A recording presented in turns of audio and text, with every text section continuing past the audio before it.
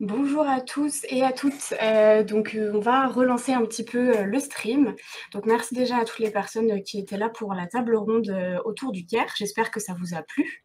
Et merci aux personnes qui nous rejoignent ou qui sont toujours là pour, pour assister à ce Q&A qui est autour de la question comment transmettre par le jeu vidéo. Donc, je vais me représenter rapidement. Donc, je m'appelle Camille. Je suis game designer et cofondatrice de Mauvaises Herbes, du collectif Mauvaises Herbes. Et je suis aujourd'hui en compagnie de Diane. Donc, Diane qui est développeuse et cofondatrice d'Accidental Queens. Est-ce que Diane, je peux peut-être te laisser te présenter un peu plus précisément avec les détails que tu souhaites? En vrai, t'as tout dit, hein. Donc, je m'appelle Diane, je suis programmeuse dans le jeu vidéo depuis plus de 10 ans. Et en 2017, j'ai cofondé le studio Accidental Queens après la sortie de notre premier jeu, A Normal Lost Fun, qui est un jeu qui parle de certaines thématiques importantes de la société qu'on va sûrement détailler dans le reste du Q&A. Et donc, on est un studio qui s'efforce de continuer à créer des jeux un peu sur ce modèle de jeux qui sont à la fois fun et intéressants par leur mécanique, mais qui en même temps essaient d'être le plus adaptés possible pour parler d'une thématique donnée. On essaie d'avoir une concordance assez cool entre regarder ce gameplay chouette et regarder ce thème super important. Ouais, ça, on parle des deux à la fois. Voilà. Super. Merci beaucoup Diane et puis merci à toi déjà d'avoir accepté de participer à ce Q&A aujourd'hui. Merci pour l'invite. Donc déjà, première chose, aux personnes qui nous écoutent, n'hésitez pas à poser toutes vos questions dans le chat. Donc évidemment, moi j'ai préparé des questions pour Diane, on a préparé un peu ce Q&A ensemble, mais le but c'est qu'on prenne un maximum de vos questions. Donc on a les yeux sur le chat, n'hésitez pas, voilà, si vous voulez rebondir sur quelque chose, on est avec vous et le but c'est qu'on discute tous et toutes ensemble. Et donc, comme je vous l'ai dit, le sujet aujourd'hui, c'est comment transmettre par le jeu vidéo. Et du coup, la première question que moi j'ai envie de poser à Diane, c'est forcément, qu'est-ce qu'on peut transmettre dans un jeu vidéo? C'est une grosse question. Est-ce que tu veux commencer à réfléchir à ça, Diane? Ouais, en fait, c'est super large et je pense qu'il y a il n'y a pas vraiment de mauvaise réponse. Un truc qui peut être intéressant, c'est déjà de délimiter un peu les contours de ce Q&A. En fait, techniquement, quand on parle de transmettre par le jeu vidéo, une des premières portes d'entrée auxquelles on pourrait penser, c'est tout ce qui est serious game ou advert games, qui sont des jeux qui sont construits spécifiquement pour transmettre quelque chose, soit des connaissances ou une leçon sur quelque chose, soit, dans le cas des advert games, une publicité sur un truc. Donc c'est des jeux presque utilitaires pour véhiculer quelque chose, ils ont été construits que pour ça. C'est pas un sujet sur lequel je m'y connais beaucoup, parce que j'ai pas cette expérience. Du coup, si je peux me permettre, concentrons-nous sur les jeux qui sont avant tout des jeux de divertissement et qui en profitent pour en même temps transmettre quelque chose. Je pense que c'est là où il y a le plus d'inconnus et de choses à débroussailler, parce qu'en fait, on ne sait pas forcément comment s'y prendre. Et puis surtout, c'est le sujet sur lequel j'ai un peu plus d'expérience, donc ça me paraît plus intéressant d'en discuter. On Et du est coup, là pour ça de toute façon. On est là pour ouais. t'entendre toi, donc il n'y a pas de souci. Donc dans ce cadre-là, qu'est-ce qu'on peut transmettre avec un jeu vidéo, disons, de divertissement? À peu près tout. En fait, ce qui est important aussi, c'est de se rappeler que c'est difficile de retransmettre rien du tout, en fait, c'est plutôt l'inverse. Un jeu, même s'il n'a pas pour vocation de délivrer un message fort sur quelque chose ou de traiter d'une thématique très spécifique, il va nécessairement dire des choses sur le monde dans lequel il a été créé, sur les personnes par qui il a été créé. Parce que c'est très dur de ne pas mettre un petit peu de soi et de son univers dans des créations. C'est d'autant plus vrai quand on fait des jeux à plus petite échelle ou des choses qui sont très personnelles. Mais je pense que c'est aussi le cas dans des très grosses productions, même avec des milliers de personnes qui ont travaillé dessus.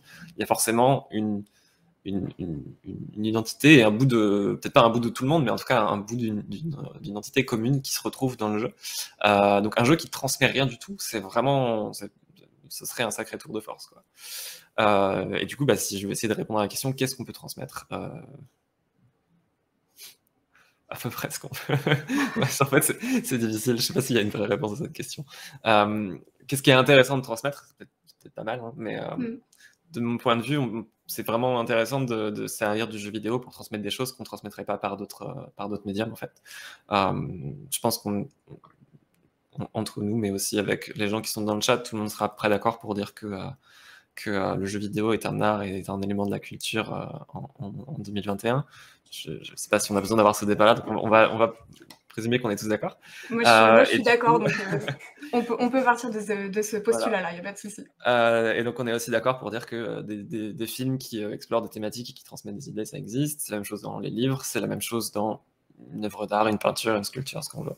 Un jeu vidéo peut avoir cette place-là, et c'est intéressant quand un jeu vidéo essaie de transmettre quelque chose qui n'aurait pas été possible de transmettre par un film, par un livre, par une œuvre d'art. Ou en tout cas, même si ça aurait été possible, ça ne l'aurait pas été de la même manière, ça n'aurait pas touché les gens de la même manière. Et je pense que c'est souvent le cas parce que le jeu vidéo a une forme et a des codes qui lui sont spécifiques, et qui font qu'il y a des choses qu'on peut transmettre plus facilement par le jeu vidéo grâce à cette forme spécifique, en fait. Du coup, ça me donne envie de switcher à ma prochaine question, et en plus, on a une question dans le chat qui est un petit peu liée à laquelle, du coup, tu viens de répondre à moitié. On va pouvoir creuser un peu ça. La question du chat, c'est qu'est-ce qu'on peut transmettre dans le jeu vidéo qui ne se transmettrait pas ailleurs? Donc, on est d'accord pour dire qu'il y a des spécificités aux jeux vidéo qui ne sont pas forcément présentes dans les autres médias. Du coup, pour toi, déjà, moi j'ai envie de demander, est-ce que du coup le jeu vidéo déjà est un bon médium pour transmettre des messages? J'ai l'impression qu'on a un peu déjà dit que oui. Et du coup, si oui, voilà. Quelle est sa spécificité? Quelles sont peut-être ses différences par rapport à... Forcément, on pense au cinéma directement parce qu'il y a beaucoup de points communs. Comment est-ce que toi tu vois ça parce qu'il dans y a des ton gros acteurs du expérience? jeu vidéo qui ont beaucoup utilisé ce parallèle pour Tout à expliquer leur fait. démarche. Mais un des facteurs importants là-dedans, c'est que dans le jeu vidéo, la personne qui joue va avoir généralement un impact sur l'histoire, ou sur le monde, sur les personnages. Mais en tout cas, on a un rôle qui est beaucoup moins spectateur que ce qu'on peut avoir face à un film. On ne va pas changer le film par notre perception, on ne va pas non plus, très rarement, changer un livre par notre lecture, etc. Donc il y a une majorité de médiums qui sont figés à partir du moment où l'œuvre est terminée, et qui vont pas directement évoluer par le fait d'être consommé, d'être observé. C'est moins vrai pour des choses qui seraient de la performance vivante ou des expériences collectives, des choses comme ça. Mais en tout cas, pour les exemples entre guillemets classiques de je vais au cinéma, je vais voir un film, a priori, je ne vais pas changer le film. Alors que dans le cas d'un jeu, même si je ne vais pas changer directement le jeu, je vais au moins changer ce qui va être affiché à l'écran, et je vais avoir un impact dessus. Donc je vais avoir un impact sur le déroulement de l'histoire, souvent. Je vais avoir un impact sur ce qui va arriver aux personnages, sur ce qui va se passer dans leur monde. Et donc, en ayant cette espèce de responsabilité en tant que joueur, en tant que joueuse, je vais aussi pouvoir explorer les conséquences de certaines actions.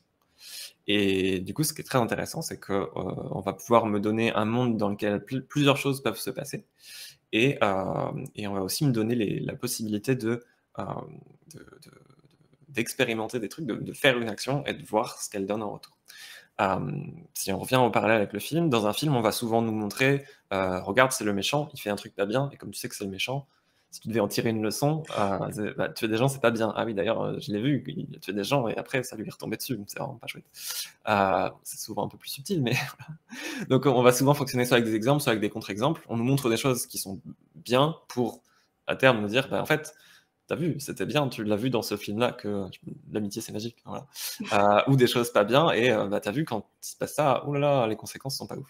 Dans le jeu, on va généralement, si c'est un jeu qui essaie d'explorer un truc en particulier, le game design va nous amener dans une direction spécifique, mais on va pas à la fin nous dire nécessairement c'est bien ou c'est pas bien. On va nous laisser vivre les conséquences de ces actions, et ça va être à nous de nous dire ok, là j'ai fait tel truc, moi je pensais que c'était bien selon mes valeurs et mon code moral, et je vois que tous mes persos sont morts, et que la vie n'a plus aucun sens.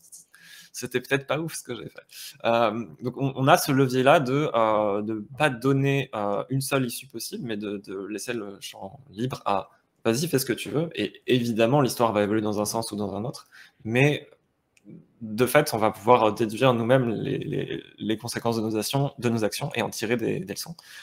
Et c'est assez proche en fait de ce qu'on ferait dans la vraie vie. C'est-à-dire que s'il y a un truc que je sais pas dans la vraie vie, je vais peut-être le faire. Peut-être que je savais pas que c'était pas bien, et peut-être que des jours, semaines après, je vais me rendre compte que cette action a eu un impact très négatif sur ma vie. Genre, mes potes ne me parlent plus. Et ben oui, c'était un truc pas bien en fait. Et donc c'est normalement comme ça qu'on se construit en tant qu'humain qui vit dans une société. Hein. C'est qu'on apprend au fur et à mesure les codes de la société dans laquelle on vit, on apprend des bonnes pratiques, des bonnes habitudes, on apprend aussi les limites de ces choses-là, choses qu'il faut pas faire a priori. Et on apprend une bonne partie par l'expérience. Et donc le jeu vidéo nous permet de vivre ces expériences sans avoir à en subir les conséquences positives ou négatives dans la vraie vie. Donc en fait, c'est une salle d'entraînement un peu. C'est un peu chouette. J'aime beaucoup cette idée de jeu vidéo étant une salle d'entraînement, sachant que c'est déjà une problématique au sein du jeu vidéo. Bref, on pourrait faire plein de sujets là-dessus. Du coup, qu'est-ce qu'une salle d'entraînement dans un jeu vidéo? Est-ce que c'est de l'entraînement à l'entraînement? Bref, là, je vais beaucoup trop loin. Mais du coup, c'est hyper intéressant ce que tu dis sur le fait que du coup, cette interactivité, elle crée beaucoup de liberté et sur la manière dont, en effet, on est beaucoup plus, c'est beaucoup moins binaire ou c'est beaucoup moins, en tout cas, évident que dans un média où on serait vraiment juste spectatrice. Il y a quelque chose que tu m'avais mentionné quand on a préparé cette table ronde que moi j'ai trouvé très chouette, c'était que du coup, dans les jeux d'Accidental Queens, on n'est pas tellement acteur, contrairement à ce qui est le cas dans beaucoup de productions vidéoludiques. Généralement, on est le protagoniste, ça arrive quasiment jamais qu'on soit autre chose. Là où dans les jeux d'Accidental Queens, il y a une position qui en général est plus celle de témoin. Est-ce que tu veux nous parler un peu de ça et de votre réflexion derrière sur qu'est-ce que ça change justement sur cette perception des joueurs et des joueuses, mais aussi sur qu'est-ce que ça veut dire pour Accidental Queens de transmettre des messages par ce biais? Je vais ajouter des petites images, parfait. Et tu peux aussi remettre du contexte sur quels sont les jeux d'Accidental Queens pour les personnes qui ne seraient pas forcément hyper au fait de ce que vous avez fait jusque-là. Carrément. Donc notre premier jeu s'appelle le Normal Lost Fun. On l'a créé en 2016 à l'occasion d'une Game Jam. Et on l'a sorti ensuite sur Steam et mobile en 2017 après un an de travail. Et c'est un jeu qui prend la forme d'un téléphone perdu. Donc, fictif évidemment, mais c'est une fausse interface de téléphone qui est apparemment perdue par son propriétaire, et dans lequel on va, en fouillant à travers le téléphone, en fouillant dans la galerie, les posts de réseaux sociaux, ce que tu veux, tous les éléments du téléphone, on va en apprendre plus sur la vie de son propriétaire et essayer de, a priori, soit lui rendre son téléphone, soit comprendre ce qui s'est passé, mais en tout cas, il y a des choses à démêler.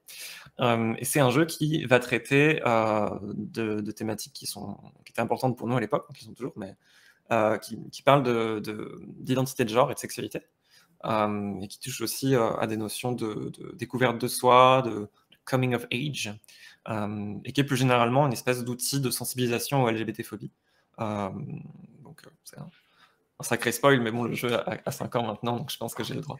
Tout à fait. Mais voilà, donc en fait, on se pose des questions sur le personnage, on veut comprendre c'est quoi ses mots de passe et qu'est-ce qu'il y a dans son application de galerie et qui est la personne dont je suis en train de voir la photo, parce qu'on a besoin pour progresser dans l'histoire et débloquer tous les contenus. Mais en se posant des questions sur le personnage, on se pose aussi des questions sur son monde, sur son rapport à ses proches. On se rend compte que Sam, le personnage principal, se présente pas forcément de la même manière à ses parents et à ses potes. Comment, pourquoi? Et donc si on est concerné par des questions de genre en particulier, ça paraît très vite évident, mais si on n'est pas du tout concerné par ces thématiques-là et qu'on n'a aucune idée de ce que c'est que d'être transgenre, par exemple, on le comprend d'une manière qui est très très empirique. En fait, c'est qu'on a vu ce personnage, on a vu comment elle se présente à sa famille, à ses proches, comment ça peut être différent. On a vu différents impacts positifs ou négatifs sur sa vie privée. Et à aucun moment, on a lu un message de Sam au joueur qui dit « Coucou, je suis trans ». Parce qu'en fait, le personnage qui est dans le jeu, donc, à qui appartient le téléphone, on le découvre à travers son téléphone, qui n'est pas un device avec lequel le perso va pouvoir parler au joueur, très peu. Donc on n'a pas un dialogue entre le joueur et les personnages du jeu, on n'a que le point de vue du personnage sans l'incarner, en fait. Et c'est en ça qu'on est témoin, c'est-à-dire qu'on ne va pas avoir un impact sur la vie du personnage, sa vie est déjà faite, les contenus de son téléphone, on ne va pas les modifier, très peu. Idéalement, pas du tout, c'est un truc qu'on a changé dans les jeux suivants, mais voilà. Donc on n'est pas là pour sauver le monde, on n'est même pas là, en fait, ce qu'on découvre à la fin, pour rendre le téléphone au personnage ou pour essayer de l'aider dans sa situation.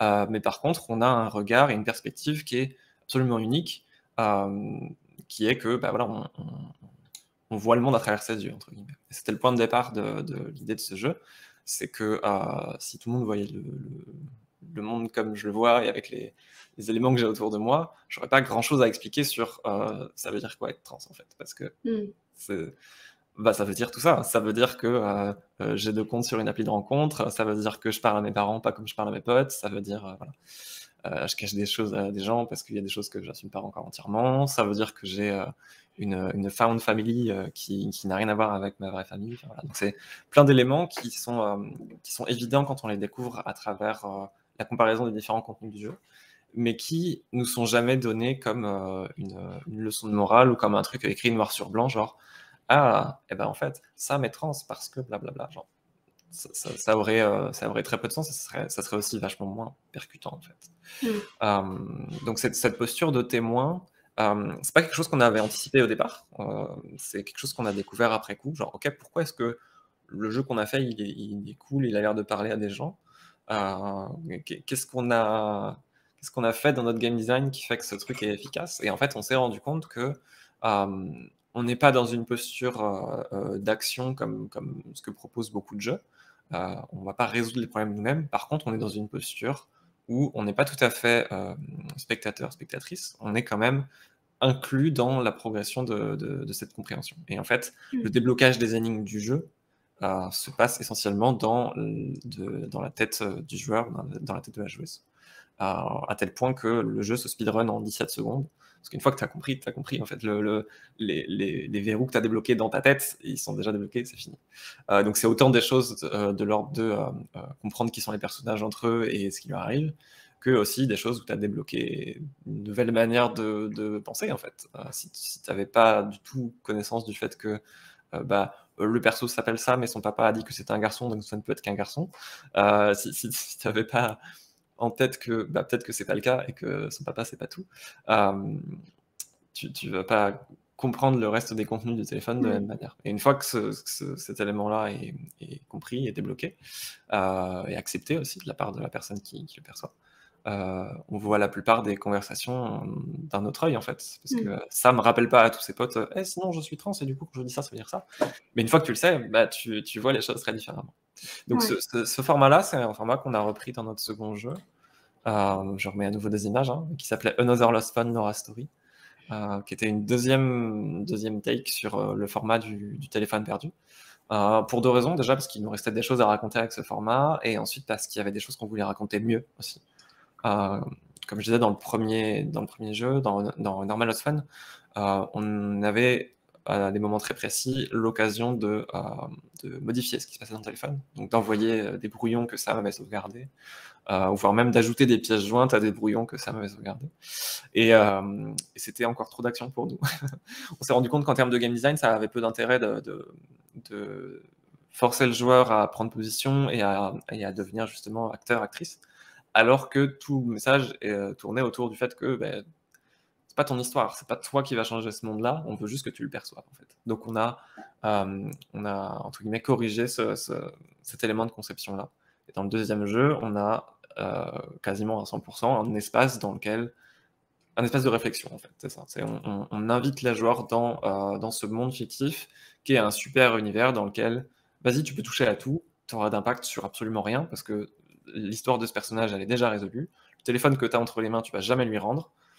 Mais imaginons que tu es dans un monde dans lequel tu as le droit de fouiller dans le téléphone des gens, ce qui est déjà pas rien, et où en plus tu peux tout tripoter, qu'est-ce que tu ferais et qu'est-ce que tu comprendrais? Et donc ça rejoint la notion que je disais tout à l'heure en fait, on a créé un monde dans lequel tu vas pouvoir faire des choses, imaginer des suites à tes actions ou imaginer des théories aussi sur ce qui s'est passé et les confronter à la vraie vie et potentiellement par la suite en tirer des leçons ou en tirer une nouvelle compréhension du monde du personnage, mais en fait, puisque c'est un jeu qui se passe dans un univers plutôt réaliste, tu vas aussi en tirer des leçons sur le monde dans lequel tu vis toi.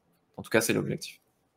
Après, il n'y a aucune aucune vérification de ta compréhension. Tu peux finir les 2 jeux et passer complètement à côté du message et tu auras fait un super jeu d'énigmes et d'enquête narrative, tant mieux pour toi. Mais en tout cas, on t'a offert la possibilité de te poser des questions et peut-être d'en apprendre quelque chose. Et voilà. Et donc, en fait, c'est vraiment le point de départ de la formule des jeux Accidental Queens. C'est une invitation à te poser des questions et à devenir une meilleure personne, on espère. Mais si tu prends pas l'invitation, c'est pas grave. Et au moins, tu t'es amusé, normalement. Après, si tu t'es ni amusé, ni que t'as appris un truc, c'est dommage, mais tu peux refund sur Steam. Mais c'est hyper intéressant parce que du coup, ce que j'ai l'impression, c'est que vraiment, en enlevant un peu cette composante action, vous avez vraiment créé une espèce d'outil d'empathie hyper fort parce que voilà, je j'agis pas par moi-même. Par exemple, voilà, moi, si je joue, bah, je suis pas Camille, mais je vais vraiment essayer de. En fait, par définition, dans la formule que vous avez créée, il y a une démarche. Je pense même voilà, même si les personnes n'ont pas forcément envie d'aller vers ça, assez naturellement, on est un peu obligé d'aller vers cette démarche de bah, qui est cette personne, j'ai envie de la Ouais. connaître, j'ai envie de la comprendre. Et petit à petit, plus je vais jouer au jeu, plus je vais la connaître et plus je vais la comprendre. Et comme tu le dis, on va un peu, il y a un peu une espèce de snowball de, ok, en fait, tout prend sens et ces messages dont j'avais pas forcément capté la portée au début deviennent hyper forts et j'exerce petit à petit mon empathie sur voilà, des personnes qui peut-être sont aussi très différentes de moi, quoi. Ça a l'air hyper cool. Voilà. Moi, ça me donne envie. J'ai joué à Normal Osman il y a longtemps, ça me donne envie d'y rejouer. Mais je pense que c'est hyper clair. Je regarde un peu dans le chat, j'ai l'impression que pour l'instant, les gens commentent, mais qu'il n'y a pas trop de questions dessus. Du coup, il y a une autre chose que moi j'aimerais bien te demander, Diane, c'est du coup cette idée de transmettre un message qui est hyper forte chez Accidental Queens. Comment est-ce que tu l'articules avec le fait de bah, vendre un jeu? Et du coup, il y a plusieurs éléments là-dedans. Il y a, bah, vous, comment est-ce que vous réfléchissez un peu votre stratégie de communication? C'est quoi qui est le plus important pour vous en tant que studio? Et est-ce que tu penses que du coup, cette idée de transmission des messages, c'est quelque chose qui devrait être un argument de vente? Est-ce que c'est quelque chose qu'on doit vraiment voilà, porter quand on est un studio de jeux vidéo, quand on est développeuse? Est-ce que c'est vraiment quelque chose qu'on doit mettre en avant? Est-ce que c'est ça qui vend? Parce qu'on ne va pas se le cacher, on est une industrie capitaliste, on est dans un monde capitaliste, on est tous là en tant que développeurs et développeuses pour gagner de l'argent, pour gagner notre vie. C'est pas forcément la première chose qu'on veut faire, mais c'est quand même hyper important. Du coup, voilà, comment est-ce que pour toi ça s'articule? Puisque j'ai l'impression qu'en plus, vous portez des messages qui vous sont aussi chers voilà, à l'équipe, aux personnes qui font le jeu. Comment est-ce que tu jongles entre ces éléments-là? C'est une question qui est complexe. En fait, il y a plein d'éléments qui rentrent en ligne de compte ici. Déjà, d'une part, quand on fait des jeux qu'on essaie d'être utile au niveau de la société, genre si on veut faire des jeux qui vont transmettre des messages, c'est probablement parce qu'on veut qu'il y ait des gens qui entendent ces messages et qui les comprennent et qui en fassent quelque chose. Donc, il y a une vraie volonté de toucher des gens qui est décorrélée de la volonté de vendre le jeu. Alors certes, on a besoin de vendre un jeu pour faire de l'argent et faire en sorte qu'on puisse continuer à en faire, parce qu'on vit dans un monde dans lequel c'est important. Mais du coup, pour notre studio, on a deux raisons de vendre des jeux. D'une part pour l'argent, et ensuite parce que si on vend un jeu à quelqu'un et que quelqu'un y joue, c'est une personne de plus qui a joué au jeu. Sauf que dans cette optique-là, il y a un truc qui n'est pas à négliger, surtout à notre époque, c'est qu'il y a des tas de gens qui découvrent des jeux ou qui ils jouent par procuration à travers des streams ou des vidéos de let's play. Et du coup, on fait des jeux qui peuvent aussi délivrer des messages à des gens qui n'y jouent pas, mais qui voient le jeu en train d'être joué. C'est nécessairement des gens qui vont peut-être pas l'acheter, du coup, parce qu'on n'est pas payé pour toutes les views sur nos jeux sur Twitch. C'est pas comme ça que le monde fonctionne. Mais de notre point de vue de messages à délivrer et de combien de personnes on a touché avec un message dans un jeu, ça compte dans les stats techniquement. Et donc c'est hyper important pour nous d'avoir un bon équilibre entre le nombre de gens qui vont acheter le jeu pour qu'on puisse continuer à en faire d'autres, ou qu'au moins le jeu qu'on a fait puisse se rentabiliser, quoi, au moins faire 0 €, mais aussi de toucher un max de gens à travers ça. Et ça se traduit souvent par des promos sur nos jeux qui vont être objectivement un peu agressifs, genre ok, mais là le prix il est quand même très très bas et vous allez jamais rentrer dans vos frais. Genre, oui, mais en comparaison, on va toucher X fois plus de gens et en fait c'est d'autant plus intéressant. Ça se traduit aussi généralement par une politique de pricing qui est plutôt basse. Les The Lost One, par exemple, c'est des jeux qui étaient pensés pour la plateforme mobile, qui est déjà une plateforme sur laquelle les prix sont relativement bas, et qui ensuite a été posé sur Steam sans ajout de nouvelles features en dehors de maintenant c'est un paysage au lieu d'être un portrait. Et du coup, on a conservé le même prix entre la version mobile et la version desktop. Et du coup, sur PC, c'est un jeu qui est à 3 € et qui est la plupart du temps, surtout 5 ans après, en promo. Donc en fait, tu peux avoir ce jeu pour beaucoup moins cher qu'un café à peu près n'importe où. Mais c'est pas forcément un obstacle, déjà parce qu'il a à peu près terminé de se rembourser, donc c'est plutôt cool. Enfin, même largement terminé de se rembourser. Mais surtout parce que chaque personne qui va jouer au jeu, c'est une personne en plus qui va être exposée à ce message-là. Et donc, dans cette optique-là, on n'a pas d'intérêt à faire un jeu très cher qui va toucher moins de gens ou qui va sélectionner son public sur des gens qui sont vraiment intéressés ou quoi.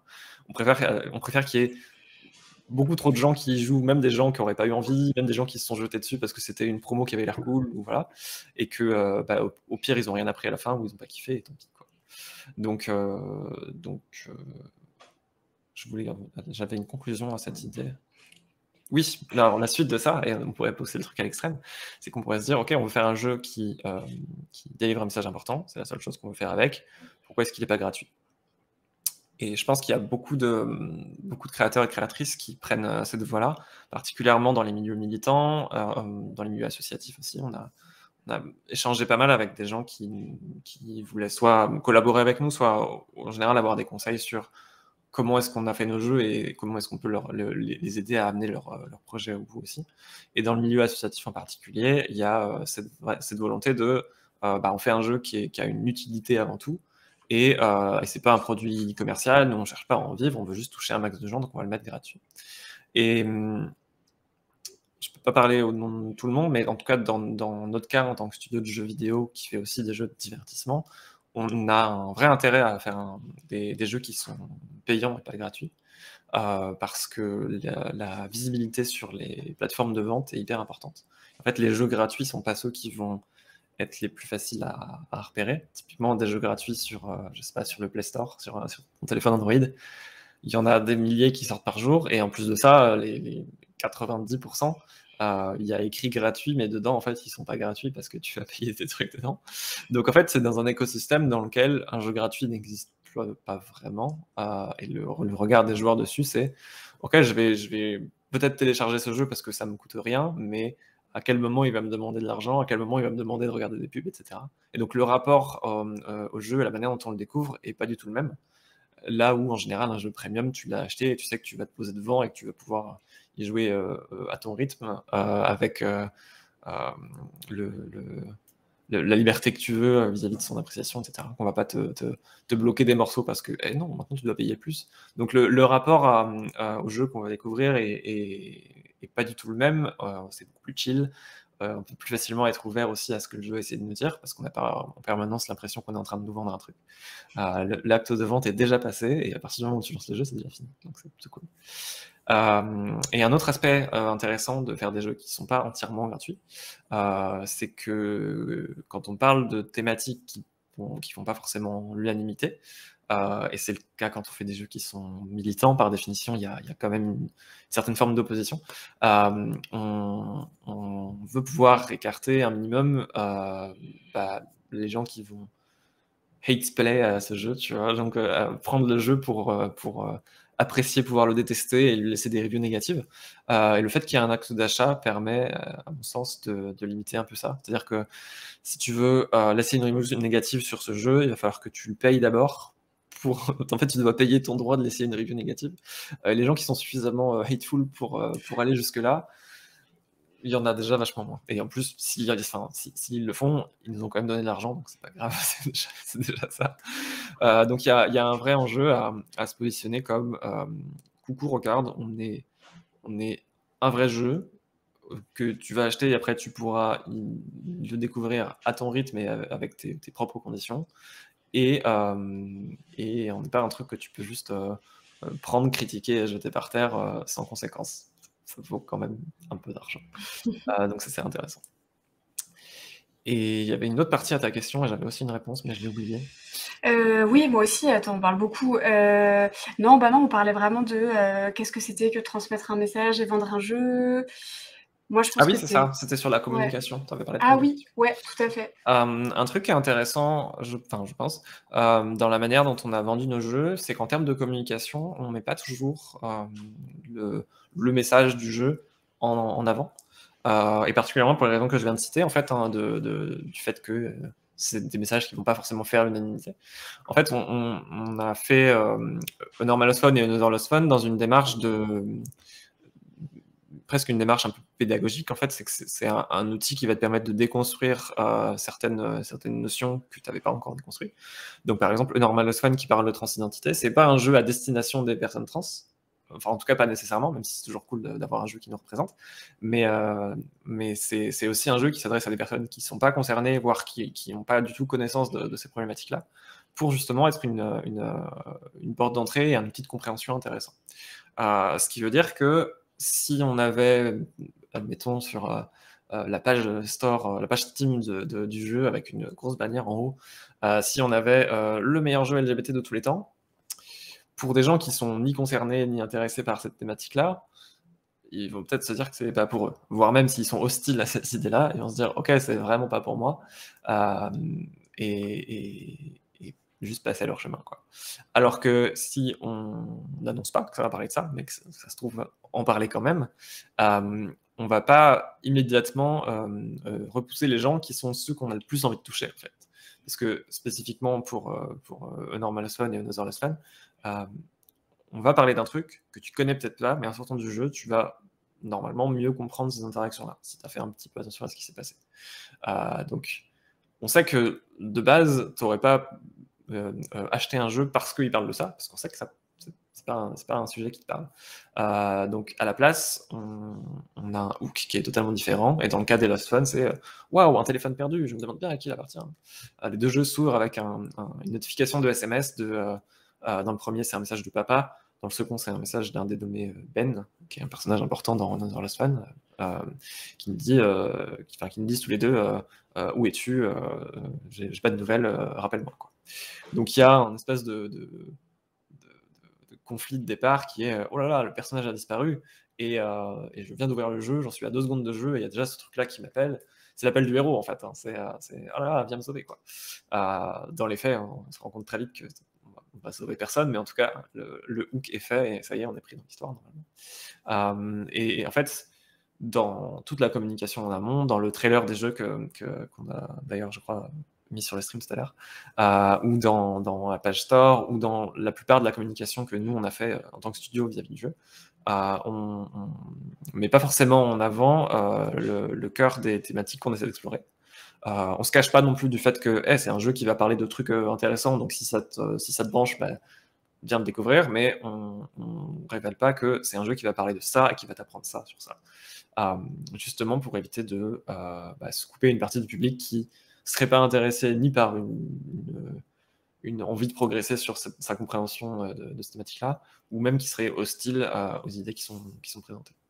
Et par ailleurs, il existe des contextes dans lesquels c'est intéressant de parler de nos jeux en ces termes-là. Simplement, ça nous oblige à nous poser la question de, par exemple, si je fais un tweet versus si je fais un communiqué de presse, ou si je fais un mail à un influenceur, ou si je fais un pitch deck pour une présentation à un partenaire pro, c'est autant de contextes dans lesquels je ne vais pas parler des thématiques du jeu de la même manière. Je peux être très transparente avec les gens avec qui on va être amené à travailler, parce que coucou, je veux bosser avec toi, on a besoin de toi pour travailler sur ce jeu. C'est un jeu qui parle de ça, et j'ai pas de problème à te dire, c'est un jeu qui va délivrer un message là-dessus. C'est même très important que tu le saches. Alors que dans un tweet pour dire venez acheter notre jeu, bah, je vais pas le dire pour les raisons que j'ai citées avant. Et donc, il y a autant de contextes différents qu'il y a de manières de communiquer, et la place du message dans le jeu et de ce qu'on transmet avec le jeu n'est pas toujours la même. Et donc, paradoxalement, on arrive à euh, euh, communiquer autour d'un jeu, surtout pas avec ce que le jeu essaie de transmettre, parce qu'on a besoin de le transmettre par le jeu et pas par la communication autour du jeu. Je sais pas si c'est clair, mais Pour moi, c'est hyper clair. Je pense ça que dans marche. le chat, c'est clair aussi. Il y a quelqu'un qui demande qu'est-ce que c'est le hook. Je pense que c'est HOOK, l'accroche. Le crochet, l'accroche, ouais. Ouais, comment est-ce que, enfin, c'est vraiment comment est-ce qu'on va accrocher quelqu'un, attirer quelqu'un juste avec une phrase ou deux. Enfin, c'est toutes des questions de comment est-ce que je pitch mon jeu à la fois à des potentiels investisseurs, mais aussi plus tard à des joueurs ou des joueuses. Et c'est l'idée de voilà, comment en quelques mots est-ce que je peux quand même réussir à accrocher les joueurs et les joueuses. Et du coup, c'est ce que tu disais sur un téléphone perdu, c'est mystérieux, viens voir Ouais. donc ce qui s'y cache. Donc ça marche assez bien apparemment, puisque d'ailleurs félicitations pour être rentré dans vos frais, c'est vraiment très cool. Merci. Et ici, on invite le chat aussi à jouer à ces jeux qui sont vraiment extrêmement qualitatifs. Je pense que tu as répondu à pas mal de questions du chat. Il y en a une notamment qui est intéressante et qui est vachement liée à ma prochaine question. Donc, je vais te poser un peu les deux en même temps, mais on y reviendra. Moi, ce que j'avais envie de te demander, du coup, c'est en tant que développeuse, tu as vraiment une expertise sur cette question qui, je trouve personnellement, hyper intéressante. Et c'est pour ça qu'on est ravis de t'avoir aujourd'hui. Et est-ce que, du coup, toi, de par ton expérience, tu aurais des tips and tricks sur comment est-ce qu'on peut s'assurer, quand on fait des jeux vidéo, de réussir à faire passer notre message, une fois qu'on l'a identifié, de la manière dont on le souhaite? Comment est-ce qu'on s'assure qu'il est bien pris, qu'il est bien compris? Et du coup, la question qui est dans le chat, qui est plutôt l'autre pendant, c'est du coup, est-ce que vous, de votre côté, quand vous avez fait ce travail-là, est-ce que vous avez trouvé des freins à la transmission du message à l'intérieur du développement? Tu parlais un peu notamment tout à l'heure du fait que peut-être les mécaniques d'action ne servaient pas autant votre propos que les mécaniques de témoins, etc. Donc voilà, on a cette question dans le chat, mais on peut déjà partir sur est-ce que voilà, tu vois, tu as des tips sur quelles sont les bonnes choses à faire finalement pour s'assurer qu'on fait passer son message de la manière dont on le souhaite? Ouais, j'en ai à la fois plein et à la fois pas vraiment, parce que ça dépend vraiment de quoi va parler le jeu. Mais à titre perso, j'ai l'impression que faire un jeu avec 300 milliards de personnes qui travaillent dessus, ça amène généralement à avoir un espèce de consensus mou sur les choses que le jeu va essayer de délivrer. Et la force qu'on a eu nous, enfin la chance qu'on a eu nous, je dirais, c'est d'être un tout petit studio. On est 2 personnes dans le studio et on a des équipes de entre 5 et 10 personnes sur la plupart de nos productions. Et donc, on peut avoir un truc qui est à une échelle très personnelle et très intime. On va bosser avec des gens avec lesquels on est évidemment d'accord sur tous les éléments qu'on va essayer de poser dans le jeu. Et même si dans le travail de chaque personne, le message va s'exprimer différemment, le consensus qu'on va trouver à 10 personnes sur comment parler de ce message-là va pas être trop dilué ou trop perdu en chemin, quoi. Alors que je pense que dans des studios ou dans des équipes qui sont beaucoup plus larges, le point de vue individuel de chaque personne va avoir beaucoup moins de place pour s'exprimer. Et le mélange de tous ces petits points de vue individuels qui essaient de ne pas se marcher les uns sur les autres, ça donne des trucs qui ont finalement assez peu de... Je vais dire assez peu de saveur, mais c'est même pas la question en fait. C'est assez peu de Ouais, corps et de de force, conscience, quoi.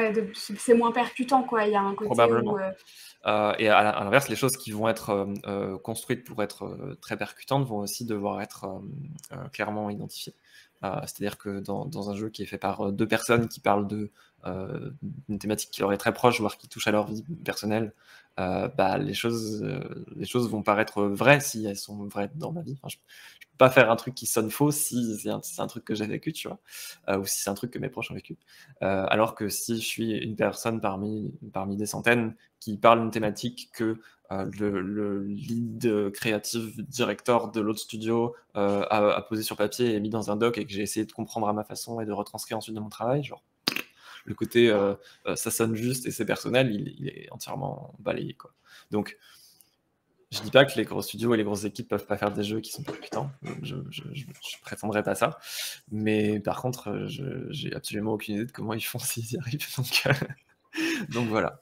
Donc je trouve un des points de départ déjà pour pouvoir être efficace dans ce qu'on essaie de transmettre, c'est de pouvoir être clair et intransigeant sur ce qu'on dit, et ça nécessite généralement d'être pas beaucoup pour pouvoir se mettre d'accord de manière efficace, et sans perdre le fil de ce qu'on essaie de dire au départ, quoi.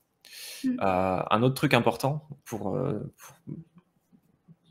pas dire de la merde dans ce qu'on transmet dans nos jeux, c'est déjà de bien connaître son sujet, en fait. Donc, soit de parler, encore une fois, parler de soi. On peut pas se tromper quand on parle de soi, normalement. Ou alors, parce qu'on se ment à soi-même et on a notre propre travail à faire. Mais en tout cas, on peut pas, sans faire exprès, dire des choses fausses si on s'est un peu posé la question. Mais au-delà de ça, sur des sujets qui nous touchent peut-être un peu moins directement ou un peu moins personnellement, on peut aussi faire un travail de recherche et d'éducation. Si l'idée, par exemple, dans notre cas, pour Another Lost One, il y avait cette volonté très pédagogique de parler de violence psychologique et de relations abusives. On a discuté avec des associations qui réfléchissent à ces sujets-là et même qui agissent autour de ces sujets-là. On a fait un travail de recherche et de documentation en amont. Et c'est dans ce travail de recherche qu'on a appris notamment quels étaient un peu les clichés et les idées reçues qui seraient importants de déconstruire. Donc on savait qu'on voulait faire un jeu là-dessus au départ, mais on ne savait pas vraiment par quel bout on allait le prendre, quel angle on allait apposer sur la violence psychologique et les relations abusives. Et en fait, en discutant avec ces assos, on a appris que, en fait, il y a pas mal de choses que les gens pensent être vraies sur les relations abusives et qui ne le sont pas forcément. Des choses qui sont des espèces de clichés qui seraient intéressants de déconstruire, quoi. Et en fait, on a organisé toute la structure narrative du jeu autour de ces éléments-là, en prenant un peu le contre-pied en fait, donc Laura, l'héroïne du jeu, c'est pas une femme pauvre. La personne qui la met qui la maintient dans cette relation abusive, c'est pas une personne racisée. Il y a pas mal de choses qui sont comme ça, juste les idées reçues, en fait. Genre, ah ouais, ça touche, c'est les personnes de couleur et c'est les personnes pauvres. Genre, aussi, mais pas seulement. Et à l'inverse, oui, mais de toute façon, les relations abusives et les violences et tout ça, ça touche pas que les femmes. Genre, oui, ça, pareil, pas mal de gens qui le disent. Pour le coup, je pense qu'on a bien conscience, à très grande échelle, que il n'y a pas que les femmes qui se font battre dans les relations conjugales, notamment parce que la plupart des mecs qui refusent de parler du sujet nous rappellent que oui, mais c'est pas que les femmes, les mecs aussi. Donc pour le coup, c'était une idée reçue qui avait un peu moins besoin d'être déconstruite, puisque le travail de déconstruction est déjà fait là-dessus. Et voilà. Donc on a gardé le fait que non, l'héroïne, c'est bien une femme. Et voilà. Mais en tout cas, on s'est posé la question sur ces différents aspects de qu'est-ce qu'on cherche à représenter, pourquoi est-ce qu'on cherche à représenter ce type de personnage, dans ce type de relation, dans ce type d'univers, etc. Et donc on découvre par exemple une grosse partie de l'intrigue à travers ces relations professionnelles. Parce qu'une grosse partie des mécanismes des relations abusives va se faire autour de l'isolement. Et donc à quel point le personnage va progressivement être isolé de ses proches, de sa famille, mais aussi se comporter différemment vis-à-vis de ses collègues. Et c'est en ça que le format du jeu est même assez cool, parce qu'on est sur un device qui sert uniquement à communiquer. Dans le téléphone, quasiment tout sert à communiquer avec différents types de personnes, parfois avec soi-même, si on a une application de notes, mais en tout cas, tout ce qu'on peut voir dans le jeu, c'est des éléments de communication. Et on représente à quel point le personnage communique de moins en moins et s'isole de plus en plus. Donc ce point de vue-là est assez chouette. Je me suis perdu en chemin, pourquoi je parlais de ça? Oui, l'importance de maîtriser son sujet, donc, et au minimum de se renseigner sur ce qu'on est en train de dire. Mais aussi, plus généralement, et je pense que s'il y avait un seul takeaway à garder de ce Q&A, celui-ci me semble important.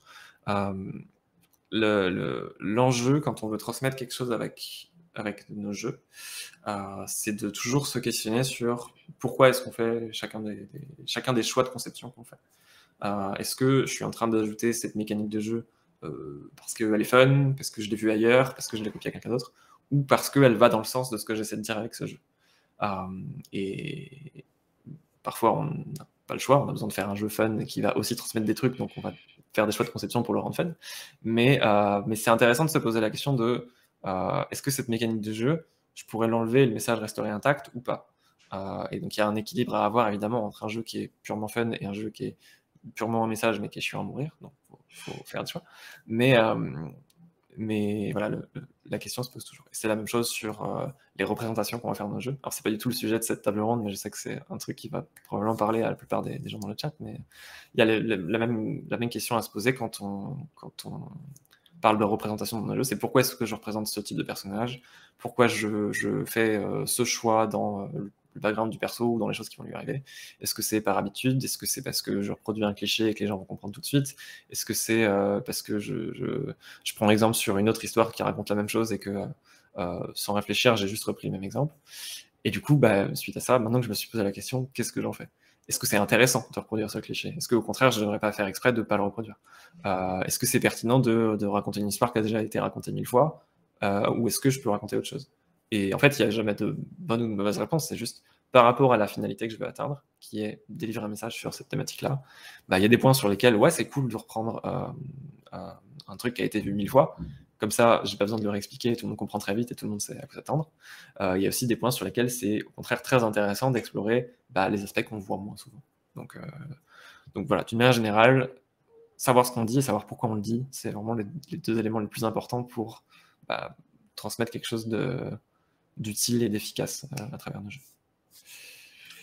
Je pense que c'est un super takeaway. J'espère que vous avez tous et toutes pris des notes là-dessus. Moi, c'est aussi un truc que je dis souvent à mes élèves, parce que du coup, je suis aussi prof pour des élèves de jeux vidéo, enfin, des étudiants et des étudiantes en game design, mais pas que. Et franchement, c'est vraiment le truc que je pense, je leur rabâche. Et petite pensée à Thaïs et à Clémentine aussi, avec qui je parle souvent de ça. Mais voilà, réfléchissez vraiment à vos intentions créatives, à ce que vous voulez faire avec votre jeu. Et du coup, choisissez les bons moyens pour atteindre ces intentions-là. Et je pense que c'est vraiment la clé de voûte de faire des jeux vidéo, en fait. Donc, c'est hyper intéressant et c'est hyper cool de voir comment est-ce que vous faites ça à Accidental Queens. Je pense aussi que, pardon, si tu me permets une bien petite sûr. digression, je pense qu'il y a une incompatibilité assez forte entre le fait de faire des jeux qui vont délivrer des messages et de faire des jeux qui font 100 heures de jeu avec 50 DLC. Parce qu'en termes d'échelle, en fait, c'est compliqué de parler d'un même sujet sur une durée aussi longue. Et donc, à nouveau, je prétends pas que c'est absolument impossible, mais de mon point de vue, j'ai toujours pas compris comment faire. Donc, faire un jeu qui parle d'un truc et qui en parle efficacement, mais qui soit plus gros que quelques heures, je trouve ça très compliqué. C'est un peu, si on devait faire une analogie, c'est un peu comme faire 100 heures de cours autour d'un sujet. Normalement, au bout d'un moment, 100 heures de cours, tu as fait le tour du sujet, quoi. Et les programmes scolaires sont découpés en différents chapitres. On va t'apprendre plusieurs trucs à la fois. Donc, à la limite, tu peux dire qu'un chapitre du jeu a une thématique spécifique, mais tu peux pas dire que tout le jeu parle de, je sais pas. Si c'était un cours de maths, tu peux pas faire un jeu 100% autour de l'addition, parce que normalement l'addition, vraiment, tu l'as compris, tu vois. Ou alors juste le jeu devient chiant, et c'est dommage si t'as fait t'aurais eu tout intérêt à faire un jeu plus court. Mais voilà, j'ai beaucoup de mal à voir comment étendre un truc très longtemps, parce que même des notions très compliquées, finalement, on va juste les découper en des notions plus petites, et voilà, je sais pas si c'est intéressant pour des joueurs d'avoir un jeu qui va nous délivrer 100 messages d'un coup, tous mis bout à bout, ou si avoir plusieurs expériences qui vont chacune être particulièrement articulées autour de je veux délivrer un message sur ce sujet-là ou exprimer cette notion-là et avoir un format, un gameplay, une apparence visuelle, enfin tout ce que tu veux, tout le reste autour qui s'articule spécifiquement autour de ça pour être hyper efficace et hyper impactant. Ça me semble plus pertinent. Pour les mêmes raisons que ce qu'on disait tout à l'heure, sur le fait que si tu as 100 messages dans 100 heures de jeu, ils vont être super dilués et il va falloir un truc pour relier tout ça et que ça reste cohérent. Et donc tu perds toutes les opportunités que tu as d'avoir un truc qui est un peu radical, en fait, tout simplement. Ok, super. Donc, on arrive un peu à la fin de notre Q&A, il nous reste 5 minutes. Donc, si vous avez des questions dans le chat ou des choses sur lesquelles vous voulez rebondir, n'hésitez pas. Je vais juste revenir. Il y a une personne qui demandait, Diane, combien vous êtes dans la team. Donc, tu disais 2 tout à l'heure. Je ne sais pas avec combien de personnes On vous est travaillez trois en en fait général. techniquement. Ok, On est légalement deux personnes dans le studio parce qu'on est deux cofondatrices dans la boîte. Mais on a un partenaire récurrent qui est Simon Bachelier. Bonjour Simon, qui est notre producteur, qui nous suit depuis les toutes premières prods. Et donc la core team de Accidental Queen, c'est moi-même, Myriam qui est notre directrice artistique, et Simon, producteur. Et donc on a un peu trois métiers un peu cool pour commencer à faire des jeux. On peut programmer des jeux et en même temps mettre des dessins dedans et en même temps s'organiser sans avoir envie de s'entretuer, ce qui sont les trois pierres angulaires d'une équipe qui fonctionne bien. Il nous manque évidemment des compétences importantes, hein. On n'a pas de game designer en interne, on n'a pas non plus de personnes qui savent manier les mots avec beaucoup de savoir-faire. On sait écrire des tweets, mais à peine plus. On n'a pas non plus de sound design ou de musique en interne, même si on peut gribouiller des trucs, mais voilà. Et donc tous ces métiers-là, c'est des savoir-faire qu'on va chercher auprès d'autres personnes, et à chaque fois autour de personnes qui sont ce qu'on identifie comme étant les plus adaptés pour un projet en particulier. Par exemple, si je peux me permettre un dernier point pour parler de nos jeux, avec une nouvelle slide. Notre dernier jeu sorti en 2019, c'est Alt Frequencies. C'est un jeu qui prend la forme d'une radio dans laquelle on a des stations de radio fictives. Et c'est un jeu qui est entièrement audio, en fait. Et donc, on va découvrir ce qui se passe dans ce monde fictif à travers les diffusions qu'il y a sur les stations de radio. Et on peut interagir avec elles en enregistrant un bout des diffusions et en l'envoyant à une autre station. Typiquement, je peux enregistrer un truc qui est dit sur la station énergie et l'envoyer à la station de news comme si c'était une info ultra importante. Et évidemment, ils vont réagir et évidemment, ils vont pas comprendre parce qu'ils ont eu qu'un tout petit bout et pas tout le contexte. C'est un jeu qui parle de notre rapport aux médias et de la décontextualisation des informations. C'est un peu un jeu qui illustre qu'est-ce qui se passe quand je retweet un article dont je n'ai lu que le titre et pas le corps de l'article, et comment ça peut poser des problèmes ou en tout cas avoir des conséquences que j'avais pas mesurées. Et donc pour ce jeu-là en particulier, qui est un jeu quasiment entièrement audio en fait, auquel on peut jouer en étant non-voyant, c'était une des volontés de base du projet. Il y avait évidemment une importance très forte sur l'audio. Donc aussi bien l'habillage pour rendre des stations de radio crédibles avec des jingles et des pubs et des trucs comme ça. Mais aussi juste sur la voix en fait. Le jeu est entièrement doublé. Il est entièrement doublé en anglais parce qu'on fait nos jeux en anglais, mais aussi en français et en allemand parce que c'était une coproduction avec Arte. Qui a dans les conditions pour travailler avec eux, c'est d'avoir une version anglaise, une version française et une version allemande qui soient équivalentes.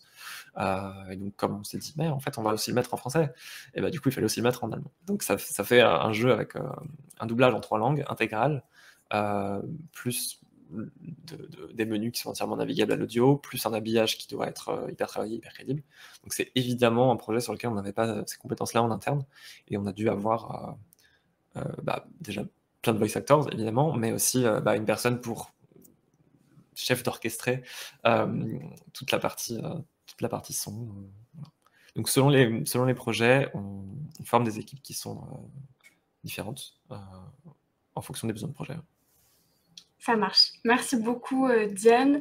J'ai l'impression qu'on a fait le tour des questions dans le chat. On avait une question d'une personne qui nous demandait sur la question de faire justement un jeu à pas beaucoup de personnes, qui nous demandait est-ce qu'une direction mieux cadrée pourrait aider s'il y a beaucoup de personnes, est-ce qu'un bon groupe de directeurs peut émuler tout ça. On y a un peu semi-répondu tout à l'heure. Enfin, Diane t'en parlait en disant je sais pas trop si c'est possible, j'ai un peu un doute. J'avoue que moi, pour avoir bossé dans des boîtes avec beaucoup de personnes, en effet, il y a toujours un risque où, même quand on a une vision créative hyper forte, ça peut vite, en effet, se diluer, se perdre. Donc, je pense que ça pourrait peut-être être faisable, mais il faudrait, en tout cas, vraiment y réfléchir en amont et vraiment organiser la production autour de ces questions. En tout cas, voilà. Je pense qu'on arrive à un stade où les studios essaient de faire ce genre de choses de manière très consciente. parce que des gros studios de jeux qui font des jeux qui transmettent des messages, comme je disais, c'est impossible de faire des jeux qui transmettent rien. Ouais. C'est d'autant plus le cas quand tu as un budget monstrueux et la volonté de faire un truc cinématographique, comme ça a été très, très longtemps le cas dans le AAA. Donc on a eu des jeux qui transmettaient des trucs, pas forcément des trucs très positifs, et surtout pas forcément des trucs qui étaient faits de manière consciente. Et donc on a continué de véhiculer des clichés un peu crado sans faire exprès à travers des grosses productions AAA, et c'est bien dommage. Sauf que aujourd'hui, j'ai l'impression que cette prise de conscience-là, le fait que mais les jeux, ça dit des trucs, et c'est intelligent, et c'est apprécié quand ça dit des trucs bien, et quand c'est fait proprement, même les gros studios commencent à le savoir à peu près. Alors, il y en a qui s'en rendent compte parce que ouais, mais si on le fait pas, on va se faire tacler sur Twitter, ce qui est vrai. Mais il y en a aussi qui veulent faire les choses bien dans le simple but de faire les choses bien, ce qui est intéressant quand même. Et donc, je pense qu'on va, dans les années qui viennent, à mon avis, avoir de plus en plus d'exemples de gros studios qui ont essayé de faire un truc qui transmet un message cohérent, qui l'ont fait de manière consciente, qui ont mis tous les efforts qu'il fallait pour faire ça correctement. Et on va avoir de plus en plus d'exemples de jeux de studios qui le font bien, j'espère. Ou alors on va découvrir que factuellement c'était pas possible. Mais à mon avis, il est un peu tôt pour mesurer comment on le fait, etc. Alors qu'on a finalement assez peu de recul sur des grosses prods qui délivrent des messages de manière 100% consciente. Voilà. Eh bien, je pense qu'on va s'arrêter là. On va rester sur cette belle prédiction et on va espérer qu'en effet, ça arrivera. Et si ça arrive, vous penserez tous et toutes à Diane, qui vous l'avait dit ici, le 12 décembre 2021. Merci beaucoup, Diane. C'était passionnant. Merci aux personnes qui ont posé des questions dans le chat et qui sont restées avec nous tout du long. On va faire une petite pause le temps que le stream suivant se prépare et vous pourrez assister, si vous restez dans le coin, on espère que vous allez rester là, à la table ronde sur les questions de mentoring et de formation, qui sont des questions qui sont malheureusement trop peu, d'après nous, chez Mauvaises Herbes, adressées au sein du jeu vidéo. Donc, merci encore, Diane. Merci à tous. Et voilà, on vous dit à plus tard et bonne suite de Mauvaises Herbes.